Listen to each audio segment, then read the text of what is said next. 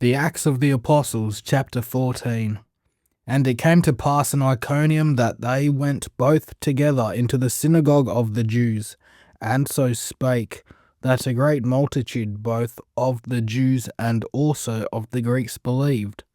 But the unbelieving Jews stirred up the Gentiles, and made their minds evil affected against the brethren. Long time therefore abode they, speaking boldly in the Lord, which gave testimony unto the word of his grace, and granted signs and wonders to be done by their hands. But the multitude of the city was divided, and part held with the Jews, and part with the apostles. And when there was an assault made both of the Gentiles, and also of the Jews with their rulers, to use them despitefully, and to stone them, they were ware of it, and fled unto Lystra and Derbe, cities of Lycaonia, and unto the region that lieth round about, and there they preached the gospel. And there sat a certain man at Lystra, impotent in his feet, being a cripple from his mother's womb, who never had walked. The same heard Paul speak, who steadfastly beholding him, and perceiving that he had faith to be healed, said with a loud voice, Stand upright on thy feet. And he leapt and walked. And when the people saw what Paul had done, they lifted up their voices, saying in the speech of Lycaonia, The gods are come down to us in the likeness of men. And they called Barnabas Jupiter, and Paul Mercurius, because he was the chief speaker. Then the priest of Jupiter, which was before their city, brought oxen and garlands unto the gates, and would have done sacrifice with the people, which when the apostles, Barnabas and Paul, heard of, they rent their clothes, and ran in among the people, crying out, and saying, Sirs, why do ye these things?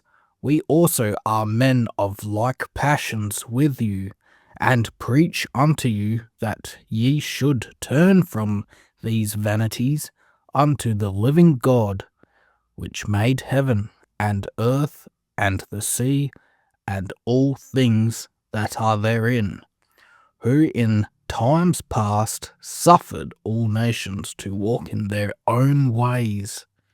Nevertheless, he left not himself without witness, in that he did good, and gave us rain from heaven, and fruitful seasons, filling our hearts with food and gladness. And with these sayings scarce restrained they the people, that they had not done sacrifice unto them. And there came thither certain Jews from Antioch and Iconium, who persuaded the people, and, having stoned Paul, drew him out of the city, supposing he had been dead. Howbeit, as the disciples stood round about him, he rose up, and came into the city, and the next day he departed with Barnabas to Derbe.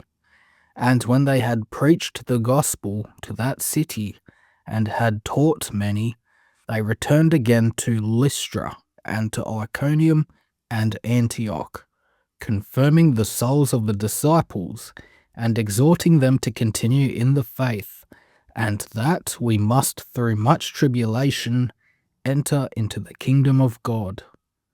And when they had ordained them elders in every church, and had prayed with fasting, they commended them to the Lord, on whom they believed. And after they had passed throughout Pisidia, they came to Pamphylia. And when they had preached the word in Perga, they went down into Attalia, and thence sailed to Antioch, from whence they had been recommended to the grace of God for the work which they fulfilled.